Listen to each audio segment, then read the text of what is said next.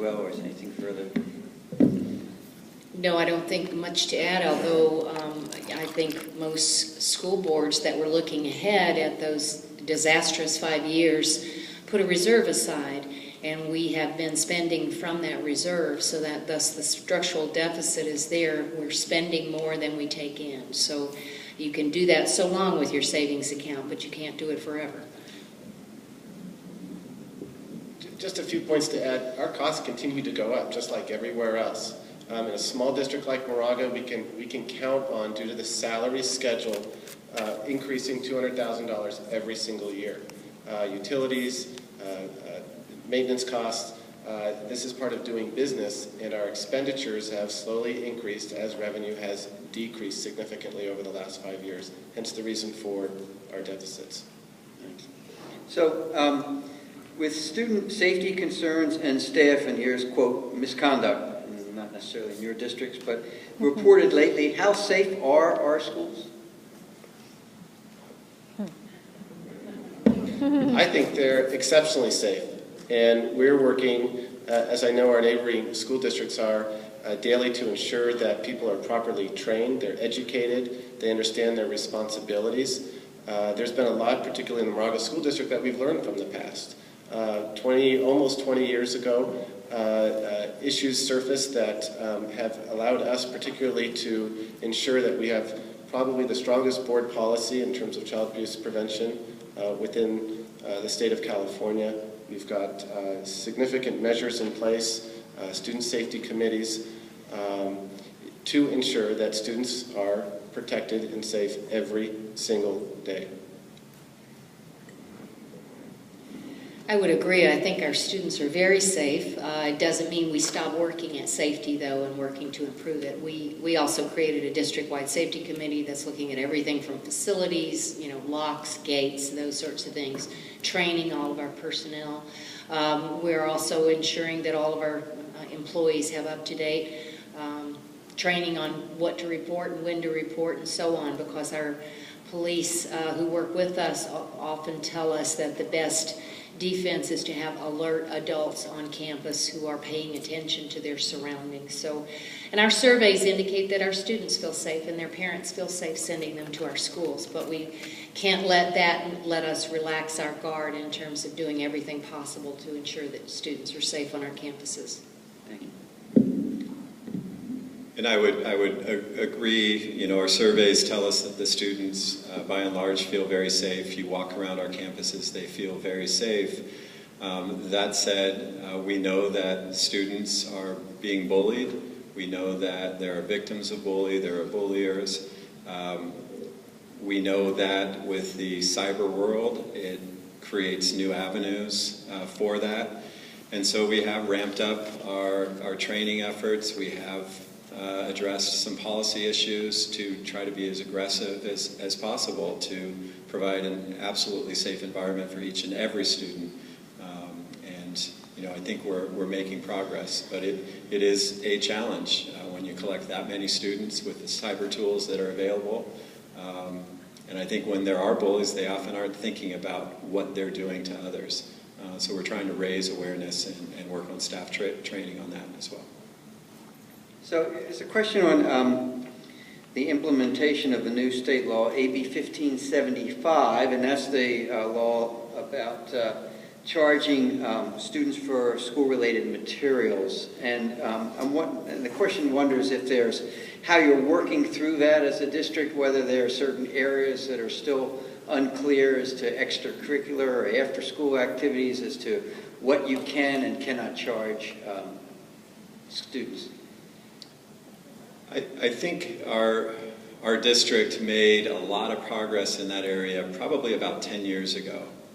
We really addressed the notion of school fees cannot happen. That said, we do still rely on donations to make certain programs happen. One program in particular that we're addressing right now is athletics.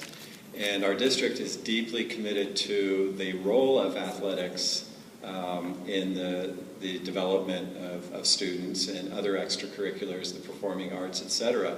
We think that's an essential part of a comprehensive high school. That said, as we entered into this budget crisis, we were much more sensitive to the cost of those programs, and the governing board felt those programs could be supported through parent donations. But what we've seen over time is that the parent donation has dropped, and the general fund is paying more and more for those programs. So we're actually working right now. We had a big meeting on Wednesday night working with parent leaders trying to restructure the way we raise those monies, all within the spirit of the law, the new legislation, to make sure it's crystal clear that every kid gets to participate and no parent feels that the donation is essential, but that parents understand we can't run those programs without fundraising and community support. Kind of the same story, I would say, in San Ramon. Our parents contribute a huge amount to our school, $17 million last year, which enable lots of programs to continue that would otherwise not be possible. We are working very diligently to make sure that everyone understands that those are donations, that they're not necessary for all children to participate in. And to their credit, all the staff, parents, our organizations that work with us, our foundations, our PTAs, understand and support the spirit of the law. It's just a matter of making sure our language is clear and that we communicate the same spirit of the law.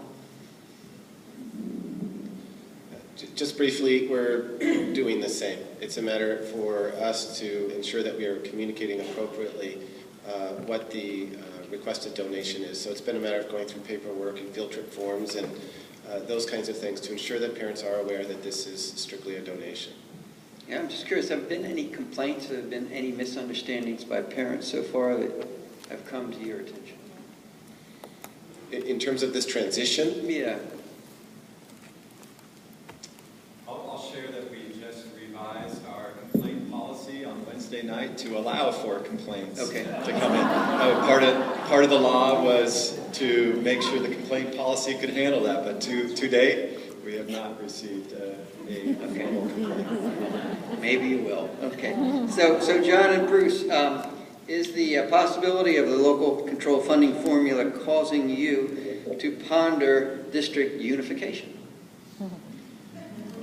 You know, that question always comes up when we're in budget crisis. It is something that we've talked about for the last few years since we've been in a perpetual budget crisis. I volunteer to be Bruce's assistant, and no, it's an incredibly complicated process to unify, and it's also one that when they've done studies doesn't save a lot of resources. You'd think economies of scale, you'd be that much more efficient. There's some truth to that, but it doesn't save a lot of money, and I think communities really value that local control of the small district and the school board that they know personally. And so there's a little bit of discussion. It hasn't been deep discussion or deep studies into what that would look like. And I don't know, Bruce, if you want to add to that. I think it's important to add that I thought we agreed Dr. Brill from Lafayette was going to be the superintendent. You know, one of the things that I've learned over the years about San Ramon is the culture of San Ramon. And I would say the same thing for the La Miranda, Walla Miranda area in terms of Walnut Creek, Lafayette, Orinda, and Moraga, that there are unique cultures there. And there is interest in local control over those different cultures. And I think that's part of the decision-making or discussion that goes into whether or not there is interest to combine districts.